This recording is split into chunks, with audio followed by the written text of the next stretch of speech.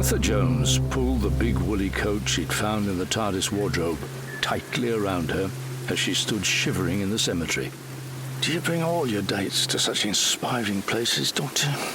she muttered under her breath, glowering somewhat as the tall, skinny man in the distance locked the door to his marvelous time and space craft. "What was that, Martha?" he called, and she groaned. She'd forgotten that apart from being an alien from outer space with two hearts, the Doctor also had exceptional hearing. Well, when it suited him, of course. "I said, gotta love a cemetery at midnight in the middle of winter," she called back. The Doctor was walking towards her, wearing just his blue suit and trainers, oblivious to the cold, it seemed. As he approached her, he smiled. "I totally agree. It's not the best of places in winter. Trouble is, according to the TARDIS, it's June the 20th, 1860, at 11:23 p.m. So it shouldn't be this cold at all." Martha looked around, trying to see if there were any landmarks she could recognize. She'd glanced at some of the tombstones already and ascertained that everything was written in English, so they were in Britain. Then again, the TARDIS often made things look like English, even when they were written in Spanish, or Latin, or Venusian, probably. Martha glanced down and hoped that names like Elizabeth Cochrane and Hugh Smith meant this really was somewhere in the UK, and not Venus. "Where are we then?"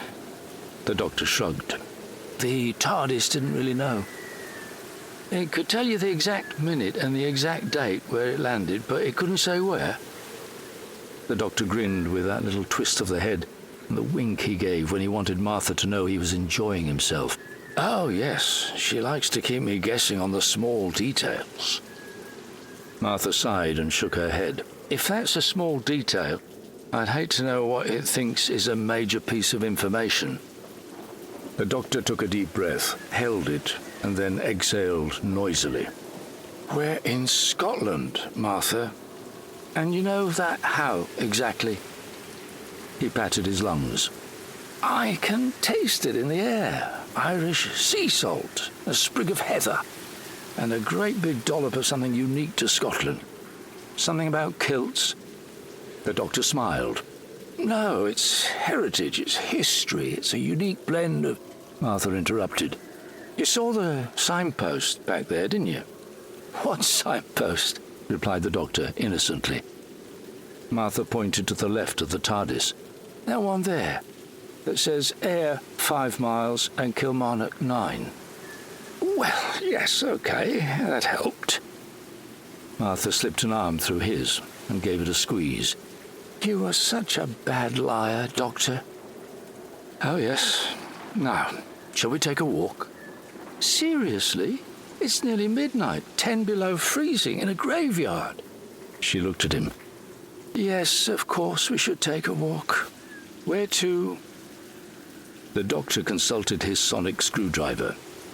"The reading the TARDIS reacted to seems to be coming from the direction of that old house on the top of that hill. All the way over there." Martha nodded. "Of course. Graveyard, Scotland, nearly midnight. Spooky old house. I'm in an episode of Scooby-Doo." "Wrong century for Scooby," the Doctor said as they began walking. And then Martha stopped and shivered. "Cold?" asked the Doctor, somewhat redundantly. But Martha shook her head. "There's someone else here with us," she hissed. "I can feel it." The Doctor broke free of Martha's arm and looked around, using his sonic as a torch. A thin blue light whipped around gravestones and the tiny chapel, but revealed nobody. "I can't see anything," he said. He shook the sonic. "No one being detected either." He frowned as he stared at his favorite device. Although, repeated Martha. "Oh, I really don't like although. Although is never good."